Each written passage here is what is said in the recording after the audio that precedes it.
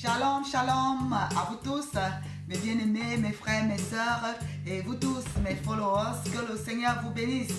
Voilà, une fois de plus, je suis là ce matin pour la suite de ce merveilleux témoignage, comment Christ m'a sauvé du naufrage. Et voilà, nous sommes aujourd'hui la 4e édition, la 4e partie de ce merveilleux témoignage, comment Christ m'a sauvé du naufrage. Et comme vous le savez, je le fais toujours le matin après mon exercice physique, l'exercice corporel. Après, je viens exercer mon âme et mon esprit en partageant avec vous ce témoignage. Et je veux t'encourager, toi qui n'as pas encore regardé les 3 premières parties, va sur mon YouTube channel, La Messagère de Dieu, et tu peux regarder les éditions précédentes pour que tu comprennes de quoi je parle. Je crois que par ce témoignage, quelqu'un également sera sauvé du naufrage de ce monde, du naufrage du péché de ce monde, du désespoir de ce monde, des problèmes de ce monde, des questions parfois qu'on se pose et on a l'impression qu'il n'y a pas de réponse. Il y a les réponses. Il y a toutes les réponses à des questions embêtantes, troublantes, désespérantes, désamantes, affolantes, tout ce que tu veux. Alléluia. Et il y a des réponses. Et la réponse se trouve dans la parole de Dieu, dans la Bible. Parce qu'il n'y a rien de nouveau sous le soleil. Ce que tu vis aujourd'hui, quelqu'un d'autre l'a vécu hier. Et le Seigneur a pris soin de répondre d'avance à toutes ces questions afin que tu ne viennes pas et que tu sois pas complètement perdu. Alléluia. Et donc nous allons continuer. Et voilà, Olivia va encore nous jouer ce morceau qui a été composé par une bien-aimée, Victorine Nsia, à qui je fais un gros coucou. Voilà, Vicky, que le Seigneur te bénisse. Ça fait plus de 15 ans au moins que ce chant a été composé. Je ne sais pas si elle l'a rendu officiel, mais ce chant est dans mon cœur et j'aime le chanter. Et voilà, et je le partage ici avec vous parce qu'il va en ligne droite avec mon témoignage. Alléluia. Allez.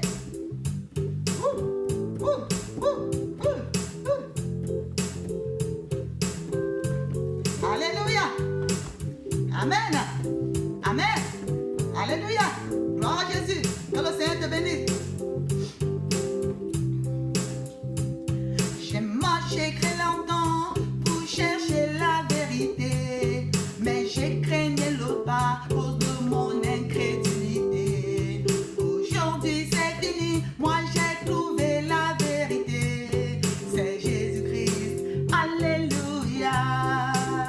Alléluia. Jésus, Jésus, Jésus, Jésus, mon seul sauveur. Alléluia. Amen, amen, amen, amen. Je suis sauvé. Alléluia. J'ai marché trop longtemps pour chercher la délivrance, mais j'ai craigné le bas. Oh mon Dieu, quelle ignorance. Aujourd'hui c'est fini, moi j'ai trouvé la délivrance en Jésus-Christ.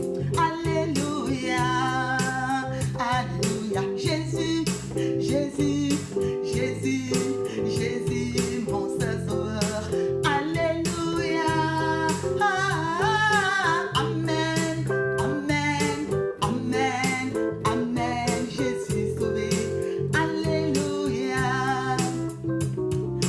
Ulia biulu, ma jangeninge, ma de me basi de me biama, ma de me se maneya, me comme ya yeninge, de Jesus Christ. Alléluia. Alléluia. Jesus, Jesus, Jesus, Jesus, un côté homme. Alléluia. Amen, amen, amen, amen. Alléluia. Je suis sauvé. Alléluia. Mon frère, ma soeur, le Seigneur veut également que ce chant devienne ton chant. Toi qui marches, toi qui cours de gauche à droite pour chercher la solution, pour chercher la réponse, pour chercher la délivrance, vous cherchez le salut, vous cherchez la paix du cœur. Je te dis, mon frère, ma soeur, ce n'est pas une histoire. Je ne raconte pas des histoires. Je te raconte la vérité. C'est la vérité. J'ai trouvé cela en Jésus-Christ. J'ai trouvé la paix du cœur en Jésus-Christ. J'ai trouvé la restauration en Jésus-Christ. J'ai trouvé la vie, la véritable vie en Jésus-Christ. Avant, j'avais l'impression que j'étais en train de survivre. Maintenant, je sens que je vis. Alléluia. Je sens que c'est moi-même qui vis. Je sens que ça, c'est mon corps. Je n'ai pas l'impression de porter tout le monde entier sur ma tête ou bien je portais je ne sais pas quel fardeau. Hé, Jésus-Christ est vrai quand il dit, venez à moi, vous tous qui êtes fatigués et chargés, je vous donnerai du repos. Il m'a donné du repos, mon frère. Il va également le faire pour toi. Alors écoute ce témoignage pour que tu sois encouragé, pour que tu saches qu'est-ce qu'il faut faire. Alléluia. Je ne dis pas que le Seigneur va utiliser la même méthode pour se révéler à toi, mais si dans ton cœur tu le cherches sincèrement, alléluia, il peut envoyer des serviteurs vers toi, il peut te pousser à aller vers une église, il peut envoyer quelqu'un qui vient partager la parole de Dieu avec toi, il peut même permettre que tu écoutes juste cette vidéo que je suis en train de faire. Ça peut être le moyen par lequel le Seigneur veut se révéler à toi. Alors ne néglige pas, ne méprise pas, parce qu'il n'a pas utilisé la même méthode pour tout le monde. Il ne dépend pas d'une méthode, il est Dieu, il a tellement de méthodes, il va multiplier toutes les méthodes possibles pour sauver son peuple, parce qu'il nous aime. Alléluia. Alors les bien-aimés, j'étais donc en train de vous parler de ce miracle qui s'est passé avec Albertine. Ce miracle qui s'est passé avec Albertine. Comment est-ce que Albertine, nous l'avons trouvée pratiquement morte, et comment toute la famille faisait justement le programme des obsèques et tout le reste, et comment ces hommes sont arrivés et ils ont prié pour Albertine. Waouh, Albertine est complètement ressuscitée. C'est comme ça que je qualifie ça. C'était carrément une résurrection. Et Albertine est revenue à la vie. Alors, nous nous séparons donc de ces personnes.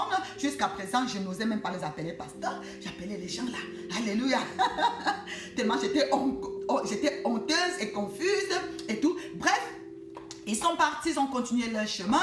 Nous avons laissé Albertine assise, en train d'attendre le repas qu'on était en train de lui apprêter. Et voilà, nous sommes repartis chez nous. Et en rentrant, les bien-aimés, nous étions en train de faire les commentaires.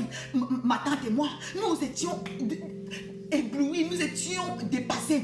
Nous n'avions jamais vu quelque chose de pareil. Et on ne s'imaginait même pas que ça se passait. Les bien-aimés, c'est pas comme aujourd'hui, vous voyez les choses, les miracles dans les médias et tout et tout. Les bien-aimés, je parle des années 96. Il n'y avait pas eu l'internet. Bref, du moins, au Cameroun, il n'y en avait pas. Il n'y avait pas toutes ces choses, tous ces réseaux sociaux que nous avons aujourd'hui qui te permettent de voir des choses. Donc, imaginez les bien-aimés. Et même les églises de réveil à l'époque n'étaient pas encore aussi développées comme c'est le cas aujourd'hui. Donc vous comprenez notre étonnement et vraiment notre émerveillement, parce que nous étions étonnés et émerveillés. Alléluia. Voilà, notre sœur est en santé, elle est yambi. Alléluia.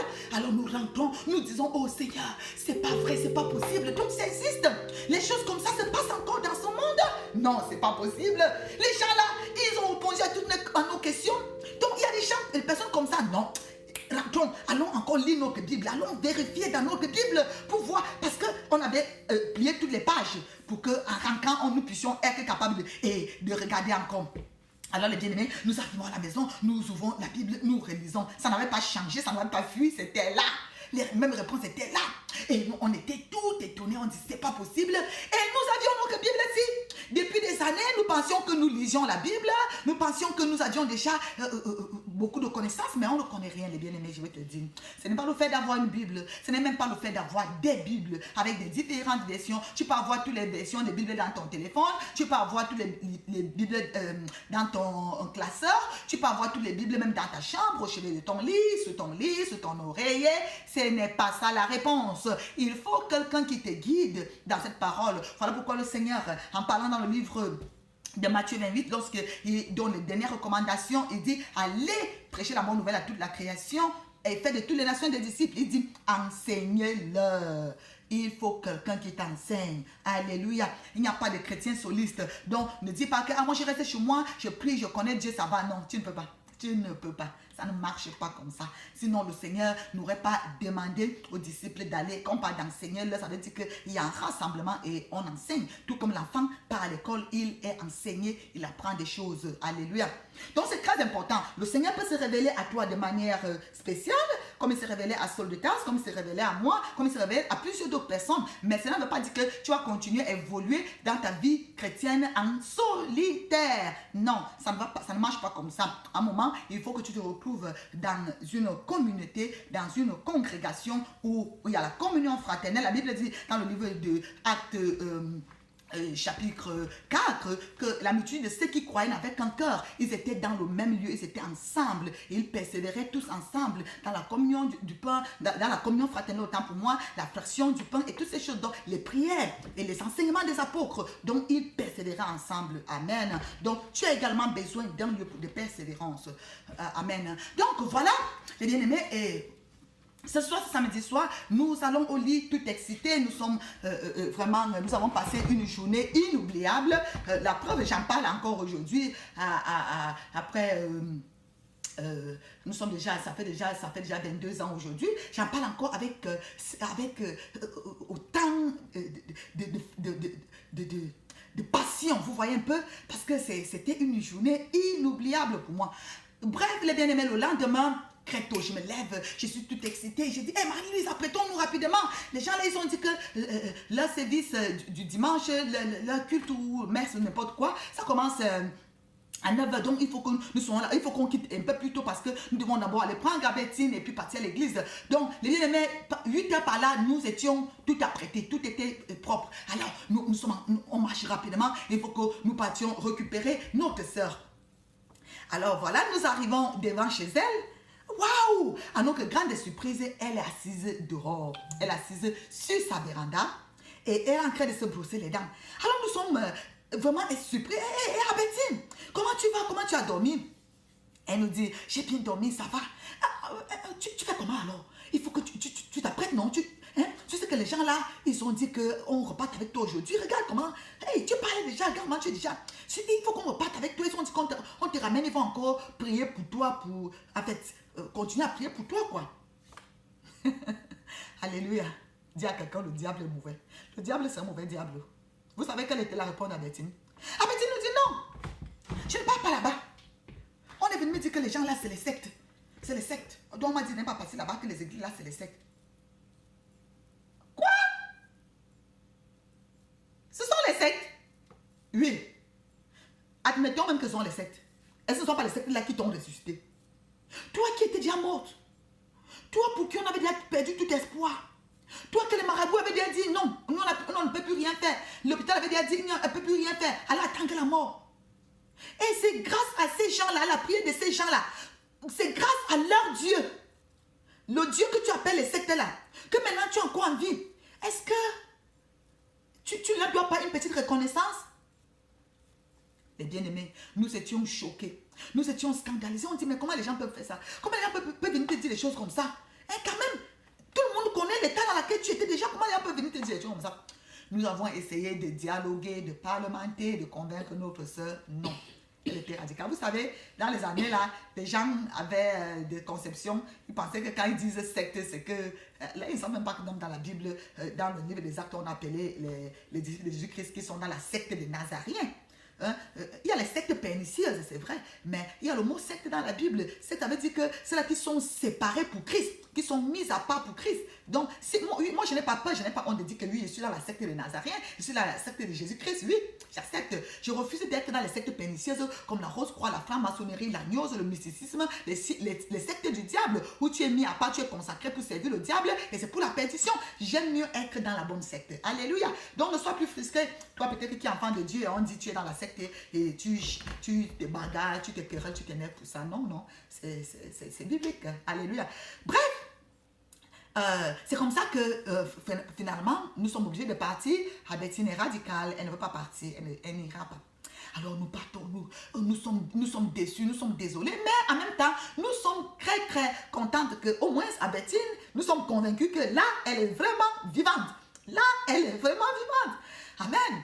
Donc voilà, nous partons et nous arrivons à l'église un peu en retard parce que nous n'avons plus tellement de temps pour négocier. Et quand nous arrivons à l'église, les bien-aimés, c'était déjà le moment de la louange. Oh, la louange était en train de passer. Je ne me rappelle plus les chants, mais je me rappelle que les gens dansaient. Ah, vous savez, à l'époque, cette église, c'était encore une petite église. C'était encore vraiment petite, avec peut-être que les membres qui ne dépassaient pas peut-être une centaine, vous voyez un peu. Donc, c'était encore une petite église. C'était un petit bar. Comment on appelle, snack, chose comme ça, qui venait d'être transformé en église. Donc, vous voyez un peu, donc, ce n'était pas une grande assemblée à l'époque. Alors, nous entrons, et c'est la louange. La musique est en train de chanter, de jouer, les choristes sont en train de chanter, et tout le monde est dans l'ambiance. Oh, les bien-aimés! Le premier jour que je suis entrée, maman, j'étais dedans. Je me suis plongée dedans. J'ai commencé à danser. J'ai commencé à louer le Seigneur. J'étais contente. Je dansais de tout mon âme. Je louais le Seigneur quand je connaissais un chant. Parce que je ne connaissais pas la plupart de leurs chants. Mais quand il y avait un que je connaissais, je me mettais dedans. Je dansais, je célébrais. J'étais contente. Les bien-aimés, vous savez pourquoi j'étais contente? Premièrement, j'étais contente parce que déjà moi-même, j'avais cette paix en moi. Et cette joie en moi. Donc, je ne faisais pas semblant. Je ne les imitais pas seulement. C'était quelque chose qui était vrai, qui était en moi, qui était réel, que j'exprimais. Et maintenant, ma joie était de temps plus grande que quand je pensais que Albertine est assise dehors. Elle est vivante. Donc, j'étais maintenant dans le moment du Saint-Esprit. Vous savez que les bien-aimés, quand la louange est finie, l'adoration, et puis l'homme de Dieu, le pasteur Honoré, à l'époque c'était le pasteur Honoré, il a pris le micro. Oh les bien-aimés, pour la première fois de ma vie, j'ai écouté la parole de Dieu. J'ai compris la parole de Dieu. J'ai bu la parole de Dieu. J'ai mangé la parole de Dieu. C'était tellement succulent. C'était tellement bon. Je ne voulais pas qu'il s'arrête. J'avais l'impression que tout ce qu'il parlait, il s'adressait uniquement à moi. Et je voulais tout recevoir. Je voulais tout prendre. Et je ne voulais même pas qu'il s'arrête. Pour la première fois, l'homme de Dieu a prêché, je ne sais pas, peut-être pendant plus d'une heure, je ne sais même plus. Et je n'ai pas dormi. Je n'ai même pas eu l'envie de dormir. Non, j'étais connectée. J'étais dedans. Pour la première fois, j'ai dit waouh, donc la parole de Dieu est bonne à écouter comme ça. Ce n'est pas comme avant, je partais à l'église et c'était parfois ennuyeux, je dormais et tout, je ne comprenais rien. Mais là, je comprenais vraiment, j'étais vraiment dans le bain de la chose. Bref, c'est comme ça qu'à la fin du service, l'homme de Dieu a dit, ok, que tous les malades s'avancent et s'asseyent là sur les premiers bancs. Je vais prier pour les malades et s'il y a quelqu'un qui veut me voir, la personne attend à la fin, je vais le rencontrer. Ma tante et moi, nous n'étions pas malades, donc nous sommes juste assises pour attendre l'homme de Dieu. Quand ils ont fini de prier pour les malades, ils sont venus vers nous. Ils nous ont salués. Hey, sister, c'est comment vous allez et tout? On a dit, ça va. Hey, comment est votre soeur? On ne l'a pas vue. Comment elle ne va pas bien? On dit que non. Pasteur, elle va bien. Et pourquoi elle n'est pas venue? En passant, voici ce qu'Albertine nous avait répondu. Quand elle a dit, ces gens-là sont les sectes, elle a dit, il faut leur dire que s'ils veulent qu'ils viennent continuer à prier pour moi ici. Les bien-aimés, j'étais choquée parce que je me disais, quand je vais leur transmettre un tel message, ils vont se fâcher. Ils vont dire, mais attends, c'est le seul médecin qui court après le malade, c'est elle qui est malade, c'est elle qui devrait venir vers nous. Nous avons déjà fait l'effort d'aller vers elle le premier jour maintenant et tout. Donc j'étais un peu confuse avec tout ça, un peu dérangée quand l'homme de Dieu a commencé à me poser la question pourquoi il n'est pas venu. Excusez-moi. Alors les bien-aimés, j'ai commencé à gratter la tête, j'ai commencé à arranger un peu comme le message avant de le transmettre, parce que je me disais que je ne voulais pas choquer l'homme de Dieu, je ne voulais pas l'offenser et tout.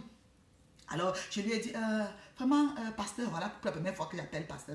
J'ai dit, vraiment, pasteur, c'est que il y a les gens qui sont venus la décourager, qui sont venus dire que les églises, ce sont les sectes, et que, elle a dit que pardon, elle n'avait pas dit pardon, mais c'est moi qui ajoute le pardon pour arranger un peu, vous voyez. Elle a dit que pardon, si vous pouvez aller encore prier là-bas, elle n'avait pas supplié, elle parlait avec arrogance. Bref, moi j'ai supplié, maintenant j'arrange. On va faire comment? Donc, il dit non, ça va, il n'y a pas de problème, je comprends. Ça c'est l'ennemi, tout ça c'est l'ennemi. Non, il n'y a pas de problème. On va encore passer là-bas. Hein? Les gens, si, vous êtes sûrs que vous êtes les vraies personnes de la terre que moi je connais ici? Vous êtes sûrs? Dans mon cœur, c'est ce qu'elle disait dans mon cœur. Hein?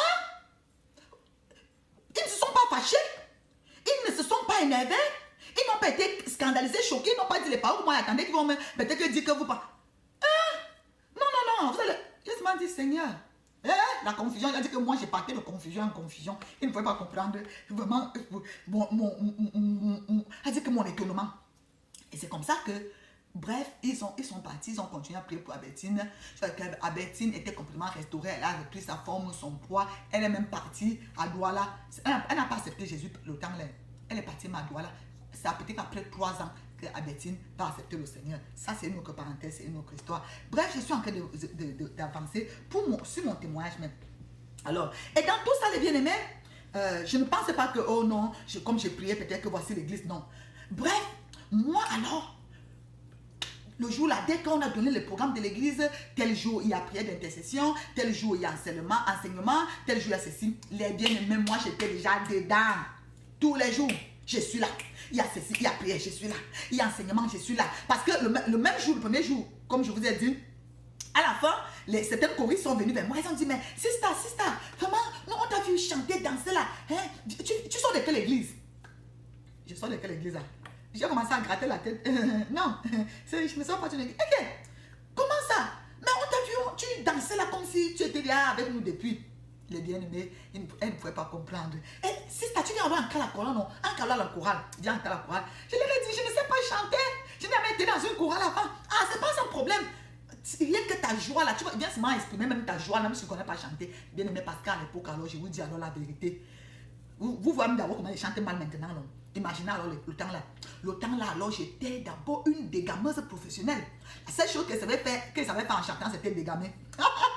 C'est-à-dire que quand je commençais de do, je passais do, ré, je passais à mi, fa, sol, la, si, do, je commençais de do mineur, je finissais à do majeur, j'étais dans toutes les gammes, la confusion. Mais, vous ne pouvez pas imaginer, même en chantant ainsi, quand par la suite, on me demandait peut-être de faire la louange, chantant en dégamant, mais je louais avec mon cœur. Les gens qui étaient là, ça, et ils savent de quoi je parle, ils peuvent témoigner. Je louais avec mon cœur. Elle dit que comme le Seigneur dit, les vrais adorateurs qui vont adorer Dieu en esprit en vérité. J'adorais et je louais vraiment avec mon cœur en esprit en vérité. Les bien-aimés, les gens étaient émerveillés, les gens aimaient, les gens étaient dans la joie. L'esprit de Dieu se mouvait dans la salle.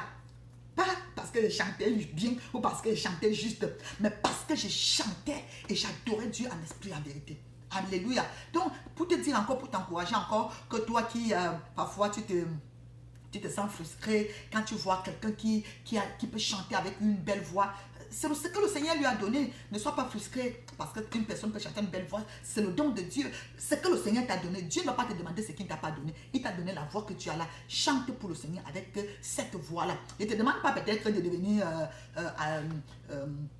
gospel singer professionnel. Non, ce n'est pas ton don, ce n'est pas ton appel. Donc, quand tu es chez toi, quand tu fais ce que tu dois faire pour le Seigneur, fais-le avec tout ton cœur. Amen.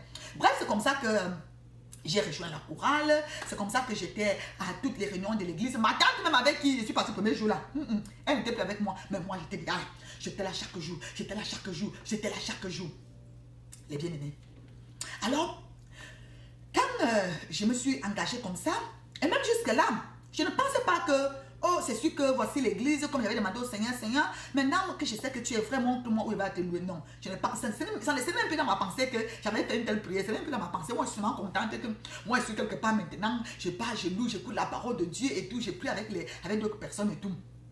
Alors, un jour, donc, l'homme de Dieu, le pasteur Honoré, il m'appelle pour causer un peu avec moi, parce que tout le monde était un peu surpris par mon zèle, le zèle que j'avais à l'époque, par ma joie, en fait, j'étais vraiment quelqu'un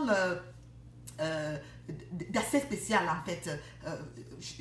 C'est pas que je suis spécial, mais le Seigneur avait fait quelque chose d'assez spécial dans ma vie qui faisait que les gens pouvaient voir tout de suite qu'il y avait quelque chose de spécial et voulaient savoir ce qui s'est passé avec moi. Alors, c'est comme ça, les bien-aimés, que l'homme de Dieu, un jour, il m'appelle et pour avoir un entretien avec moi. Et c'est comme ça que je commence donc à lui raconter les événements que j'ai vécus, ces événements dont j'ai parlé à partir de ma première vidéo, et deuxième et troisième. Je commence à lui raconter ces choses. Je lui parle de cette personne. Je n'avais pas vu le visage. Si quelqu'un te dit que j'ai vu Jésus, écoutez-moi bien. Si quelqu'un te dit que j'ai vu Jésus, et que c'est Jésus qu'il a vu là ressemble aux choses qu'on connaît là, aux images qu'on connaît là, ou aux dessins qu'on connaît là, aux films là, ce n'est pas le vrai Jésus. Alléluia. Parce que Jésus-Christ ressuscité n'est jamais apparu, même à ses propres disciples, avec le visage que eux connaissaient, qu'ils connaissaient. Il n'est jamais apparu. Regardez un peu. Allez seulement voir dans la résurrection. Quand Jésus-Christ ressuscite, hein, la Bible dit que c'est Marie-Madeleine qui était la première à voir le Seigneur ressuscité. Mais regardez un peu. Lorsque Marie-Madeleine est à la tombe, Pierre et Jean, ils sont repartis. Parce qu'ils ont regardé, ils ont vu que la tombe est vide, ils ont vu les linges et tout, mais ils ne voient personne. Mais Marie-Madeleine ne veut pas partir. Elle est là, elle continue à pleurer, elle continue à chercher dans son cœur, elle continue à chercher. Où est mon Seigneur? Qu'est-ce qui arrive à mon Seigneur? Je savais qu'il devait ressusciter, mais là, elle ne comprenait pas en fait. Et la Bible nous dit que pendant qu'elle était là en train de pleurer, elle a vu quelqu'un. Elle a cru que c'était le jardinier. C'est-à-dire que la personne qui s'occupe bref, de l'aménagement des tombes. C'est-à-dire, vous voyez les tombes dans les pays occidentaux sont tellement bien aménagées, bien arrangées, on met les fleurs et tout. Donc, quand il a vu cette personne, il s'est dit que c'était ce jardinier qui s'occupait des sépulcres et tout. Alors, et il a demandé, mais pourquoi tu pleures? Elle a dit, Seigneur, si tu connais où vous l'avez mis, ou alors si tu l'as déplacé, dis-moi, où est mon Seigneur? Où l'avez-vous mis? Elle ne savait pas que c'était Jésus. Marie, avec qui Jésus-Christ passait le temps, elle préparait pour Jésus, elle accompagnait Jésus dans ses missions et dans ses trucs, mais elle n'a pas reconnu Jésus. La Bible dit que c'est quand Jésus-Christ l'a appelée Marie, Marie. Elle a reconnu maintenant la voix du Maître. La Bible dit que le berger, quand Jésus-Christ parle qu'il est le bon berger dans le livre de Jean 10, il dit, je suis le bon berger, il dit, le berger appelle ses brebis et les brebis reconnaissent sa voix. C'est la voix du berger que Marie-Madeleine a reconnue. Elle n'a pas, ce n'était pas le visage. Jésus-Christ ressuscité n'apparaît jamais à personne avec le même visage. Elle a reconnu la voix du berger. Elle a dit, Seigneur. Donc vous voyez, et même quand on parle de ces disciples qui étaient sur le chemin de Maüs, et ils ont cheminé avec Jésus-Christ pendant, je ne sais pas, la distance que ça prenait. C'était des sœurs. Et Jésus-Christ s'est approché d'eux, il a dit, mais de quoi parlez-vous? Ils ont dit, toi tu sors d'où? Tu es le seul habitant de Jérusalem qui ne connaît pas ce qui est à la une maintenant là, ce qui fait l'actualité. Il demande, mais c'est quoi? Dis-moi aussi. Vraiment. Toi, tu sors même d'où? Ah bon, on va quand même te dire. Il y avait quelqu'un. Vraiment un homme de bien, hein. Nous-mêmes, si on a marché avec lui, on mangeait avec lui, on l'a vu faire les miracles. On l'a vu ressusciter les morts. Il y avait un certain Lazare qui était déjà mort pourri. Le gars, il était fort. Il a ressuscité. On l'a vu ouvrir les yeux des aveugles. Il avait tellement de bonnes choses, tellement de bien. Alors, qu'est-ce qui s'est passé? Dites-moi. Vraiment. Toi, tu nous étonnes. Tu sors un coup. Toi aussi. Bref, ce qui s'est passé, c'est que il a été crucifié. Les Romains, avec les sacrificateurs, les soldats sacrificateurs l'ont accusé. Les soldats romains l'ont tué et tout. Donc, qu'est-ce qui s'est passé? Après, on l'a enterré. Et maintenant, on part regarder la tombe. Les femmes sont parties à la tombe aujourd'hui avec certains disciples. Ils disent qu'il n'est plus la tombe, qu'il est ressuscité. C'est vrai qu'il disait souvent qu'il va ressusciter, mais vraiment, on ne sait pas. Est-ce que s'il est ressuscité, donc maintenant, il est donc où et tout. Donc, ils sont là, ils marchent avec Jésus, ils parlent avec Jésus, ils racontent à Jésus l'histoire de Jésus. Parfois, les gens te racontent ton histoire sans savoir que c'est toi l'auteur de l'histoire. Tu comprends pas? Les gens font le Congo ça sur toi, à côté de toi, même sans savoir que c'est de toi qu'ils parlent. Bref, les bien-aimés, c'est comme ça qu'ils sont en train d'avancer avec le Maître, ils sont en train d'avancer et ils arrivent maintenant à destination et Jésus fait comme si lui veut continuer son chemin. Et il commence à le presser. Mais attends, viens manger, viens d'abord te reposer, on a quand même beaucoup marché et tout, on s'est essoufflé ensemble et tout. Ok, il accepte et la Bible dit qu'ils sont entrés dans la maison. Et c'est quand ils ont commencé à vouloir prendre le repas, quand le Seigneur a pris le pain et qu'il a rendu grâce, que leurs yeux se sont ouverts. Pourquoi leurs yeux se sont ouverts? Parce qu'ils ont reconnu la voix du maître. Ils ont reconnu la façon dont le maître rend grâce. La façon, ils ont reconnu la voix. Ils ont dit, c'est le maître. Vous voyez? Comment est-ce que les propres disciples de Jésus, et partout dans la Bible, vous allez voir, c'est comme ça. Donc, j'étais en train de dire ceci. Pourquoi je vous raconte tout ceci? Pour te faire comprendre que toi, qui peut-être que dans tes rêves, dans tes visions, tu as vu un Jésus qui ressemble au dessin là, ou aux images là, ou au film là. La Bible dit comme le diable se déguise en ange de lumière. Voilà. Quand moi, il m'a apparu, je ne peux pas dire que le visage était blanc ou noir et tout. D'ailleurs, je ne pouvais pas voir le visage. Je voyais seulement le vêtement blanc. Quand il est apparu à Paul sur le chemin d'Emmaüs, la Bible dit que, de Damas, il veut dire, la Bible dit que il s'était sous la lumière, il n'a pas vu, il a entendu seulement la voix. Il a dit, saute, pourquoi me persécutes-tu? Il a dit, qui es-tu, Seigneur? Il a dit, si Jésus-Christ que tu persécutes. Voilà le vrai Jésus.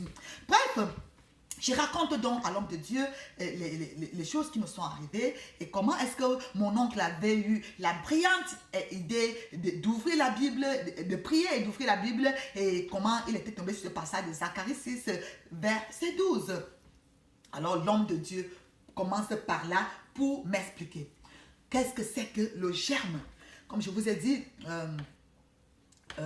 le jour-là, moi je n'avais rien compris. Tout ce que j'avais compris, c'est le temple de l'Éternel. Bon, tout le monde peut comprendre facilement que le temple de l'Éternel, c'est l'Église. Alors, l'homme de Dieu commence donc à m'expliquer. Premièrement, il dit, voici un homme, tu lui diras, ainsi par l'Éternel, voici un homme dont le nom est Germe. Voici un homme dont le nom est Germe. Quand nous lisons dans le livre d'Ésaïe 4, verset 2, écoute avec moi, la Bible dit, en ce temps-là, le germe de l'Éternel aura de la magnificence et de la gloire. Et le fruit du pays aura de l'éclat et de la beauté pour les réchappés d'Israël. Amen. Et dans le livre de Jérémie 33, verset 15, il dit, en ces jours-là et en ces temps-là, je ferai éclore à David un germe de justice. Il pratiquera la justice et l'équité dans le pays. Alléluia. Donc, il y a plusieurs passages comme ça dans la Bible. Donc, l'un des noms de Jésus-Christ dans l'Ancien Testament, il se faisait appeler le germe de David, le germe de l'Éternel. Alléluia. Nous savons que il est de la descendance de David, quand on parle de la généalogie, mais cela ne veut pas dire que David est plus âgé que lui, parce qu'avant même David, il était déjà, mais lorsqu'il doit venir naître de la chair, Joseph était de la lignée de David. Joseph, le mari de Marie. Alléluia. Donc voilà pourquoi on parle du germe de David, on parle du germe de l'Éternel. Donc l'homme de Dieu m'explique donc que le germe, c'est Jésus. Donc, il me dit, c'est le Seigneur lui-même qui t'est apparu. C'est le Seigneur Jésus-Christ lui-même qui s'est révélé à toi.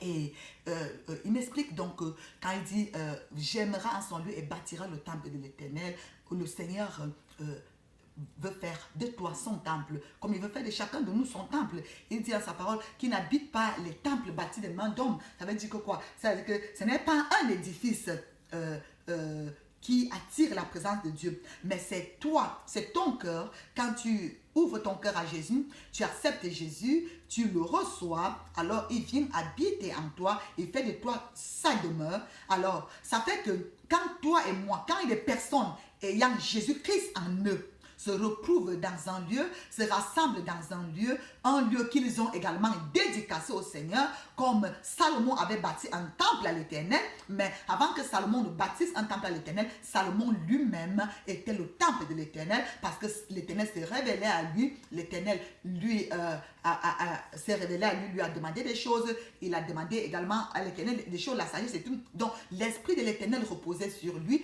donc il était déjà le temple de l'Éternel, avec d'autres Israël qui croyaient. Ça fait que quand il a donc bâti ce temple physique et qu'ils ont dédicacé cela à l'Éternel, la Bible dit que la présence du Seigneur est descendue. Donc la présence du Seigneur ne va pas descendre juste parce que vous avez conçu une maison, aucune maison ne peut impressionner le Seigneur. Le ciel est son compte, la terre est son marchepied. Mais la présence du Seigneur va descendre parce que vous vous êtes consacrés premièrement à lui. Vous êtes un groupe de personnes qui vous rassemblez, même si c'est dans une maison, même si c'est dans une maison, même si c'est où, mais quand vous êtes, vous consacrez à l'Éternel et que vous vous rassemblez en son nom, les bien-aimés, ce lieu-là, la présence du Seigneur se manifeste. Donc l'homme de Dieu m'explique tout cela.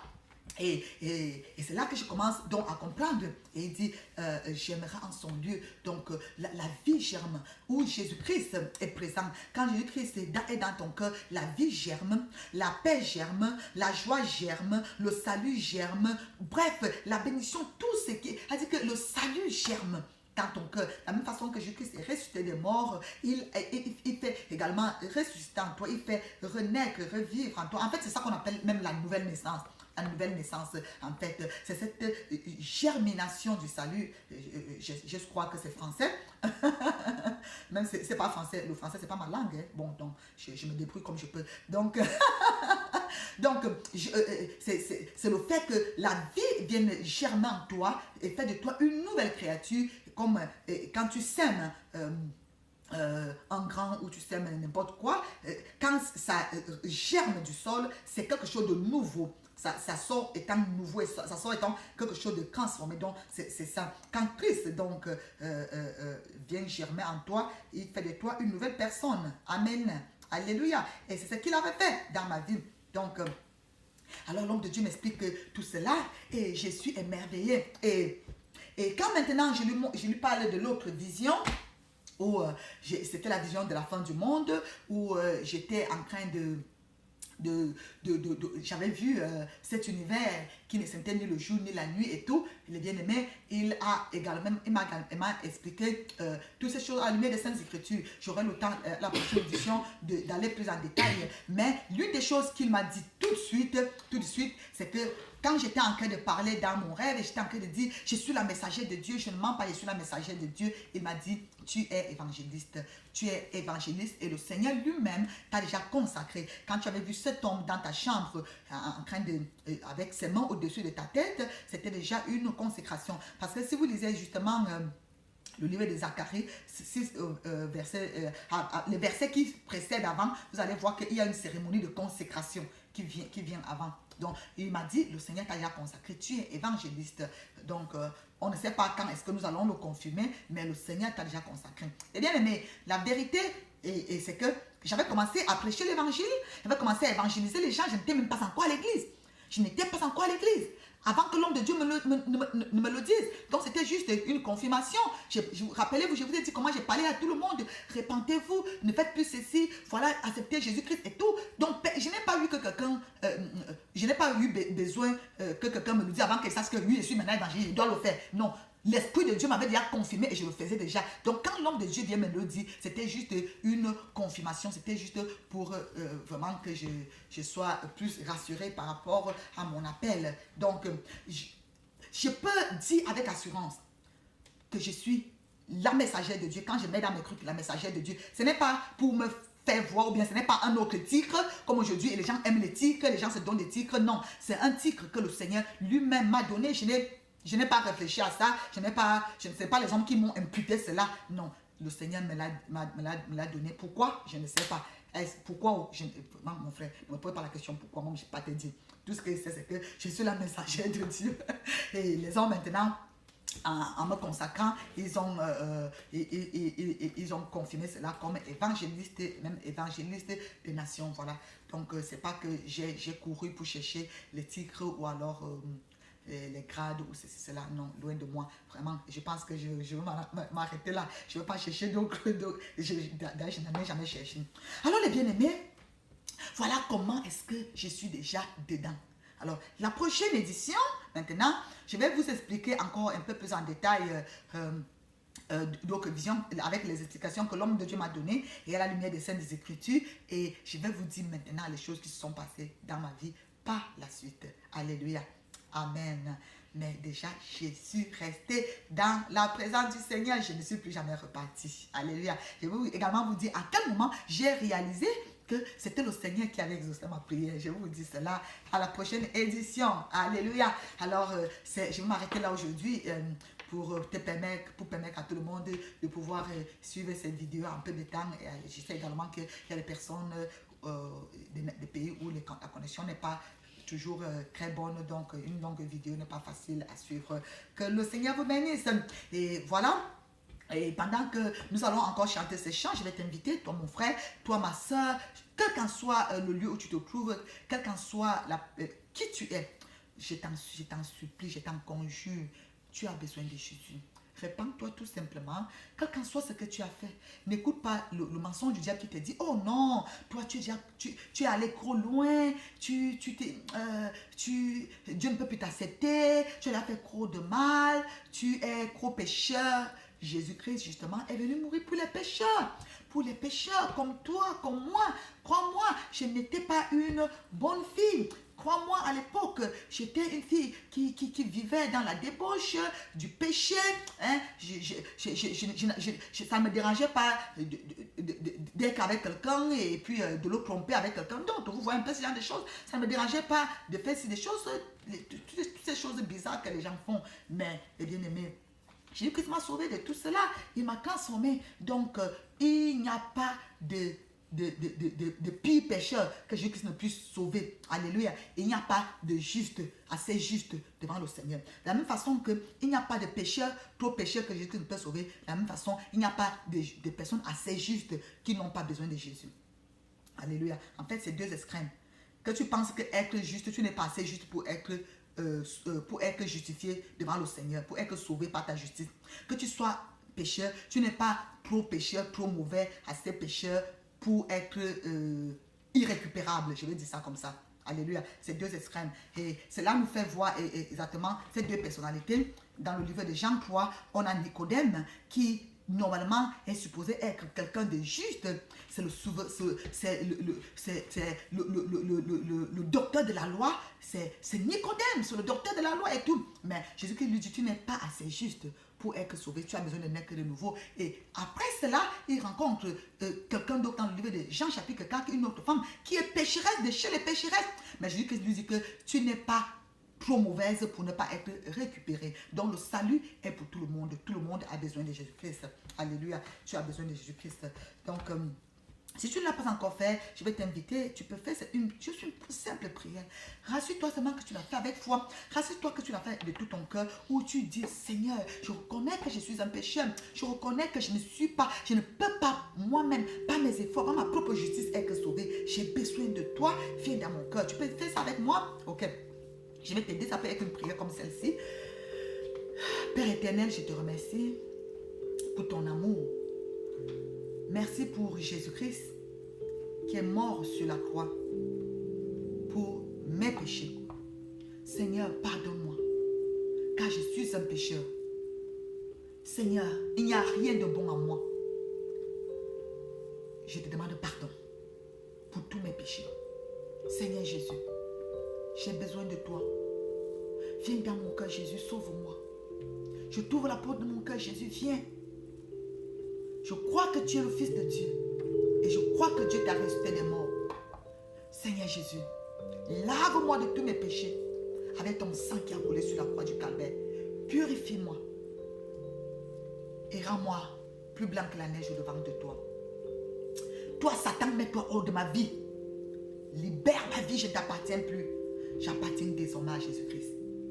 Merci Seigneur, je suis sauvé. Merci Seigneur pour la paix que tu me donnes. Merci Seigneur pour ton esprit. Le Saint-Esprit qui vient habiter en moi. Merci mon Dieu. Au nom de Jésus-Christ. Amen. Tu as fait cette prière. Je vais prier également pour toi. Peut-être que tu es malade. Peut-être que je ne sais pas. Tu as un problème. Alors pose ta main si c'est une maladie. Parce que Jésus-Christ a dit, allez prêcher la bonne nouvelle à toute la création. Il a dit, voici un miracle qui accompagnera ceux qui ont cru. Donc le Seigneur veut également te guérir. Pose ta main. Et moi je vais prier parce qu'il dit qu'il a envoyé sa parole. Et sa parole est guérie. Elle est fait sortir de la fosse. Donc la parole de Dieu qui sort de ma bouche va te toucher. toucher parce que sa parole est vie, esprit. Elle va te toucher là où tu es. Éternel mon Dieu, mon roi, pendant que j'étends ma main. Seigneur mon Dieu, mon roi, vers ses bien-aimés. Oh Dieu, toi tu connais, Seigneur, de quoi il souffre.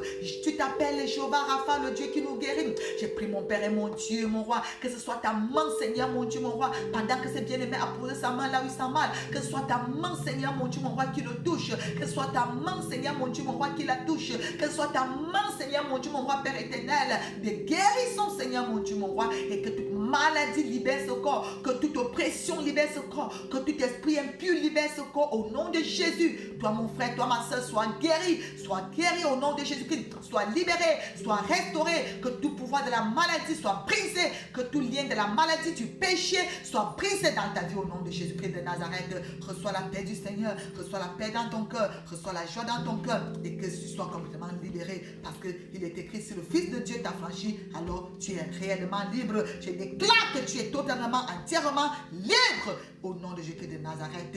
Amen, amen, amen. Alors maintenant, tu peux chanter, tu peux te lever, tu peux chanter ce chant avec moi, tu peux danser, alléluia, alléluia. Tu peux maintenant te réjouir, tu es devenu enfant de Dieu, tu es sauvé. Maintenant, marche avec le Seigneur. Maintenant, lis la parole de Dieu, prie, va